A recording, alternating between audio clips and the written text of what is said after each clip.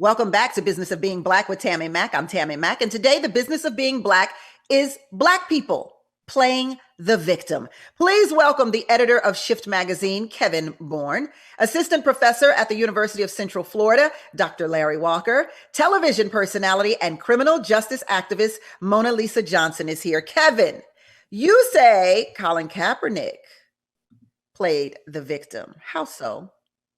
Now, let me just say that, in the beginning, when he did take the knee, I thought that was actually good. I wasn't opposed to him taking the knee at all. And some of the things that he did. But I think just, over time, I just kind of looked and I was like, I don't think he's moving right when it comes to just his approach. And, specifically even, him trying to get a job in the NFL and having his combine and, wearing a Kunta Kinte t-shirt to his combine press conference. I was like, come on, are you really trying to get a job in the NFL? Or because I'm like, just looking at that approach, I'm like some of those small things.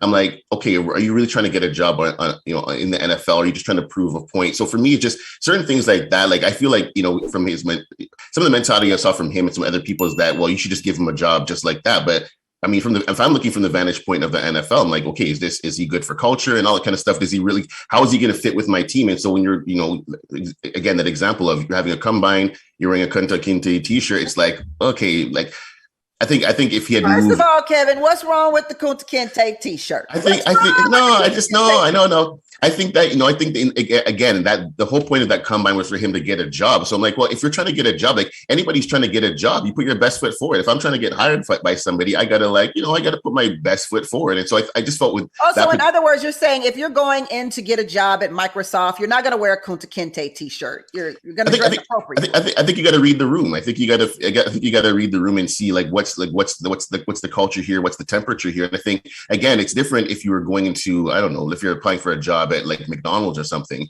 then maybe, yeah, it doesn't matter. Like, I don't think they want you to wear a Kinte t-shirt to the interview either. Yeah, but I think there's nothing wrong. Like I would actually wear the shirt myself. Like I think it's a cool shirt. I just think that, again, if you're in a position where you're trying to get a job and you've been training for a job, it's like, well, that's not the best way. So I think in that particular instance, it just looked like, okay, you're not here to get a job. You're here to kind of use this platform as an opportunity to say something, maybe play the victim in this particular setting. And even just seeing the response from like just the Black community in general, I was just kind of like, wow, like it seemed like people were overwhelmingly in support of him, wearing the shirt and how he was going about things. And anytime someone was against it, like Stephen A. Smith was like, oh, you're a sellout, Stephen A. Smith. Oh, Jay-Z, you're a sellout, because they went about things differently. So I think not only did it show, I feel like a little bit of that victimhood in him, I just think it really showed the fact that people came out against like the Stephen A. Smiths and the Jay-Z's. I think it showed just the state of what, like the mindset of just our community. Yeah, I do think that our community, the Black community, sometimes picks a side when the truth of the matter is there was a Malcolm X and there was a Martin Luther King. You know what I mean? There was the NAACP and there were the Black Panthers. So there is more than one way to get to the same destination. But there is a thin line between reading the room and being a sellout, isn't there, Mona Lisa? Absolutely. But I don't think he was a sellout in any way, shape, or form. You know what I believe? I believe that, some of us got to go to the slaughter for some of us. Some of our lives have to be, turned upside down, and we have to be the chosen one used to put the message out there.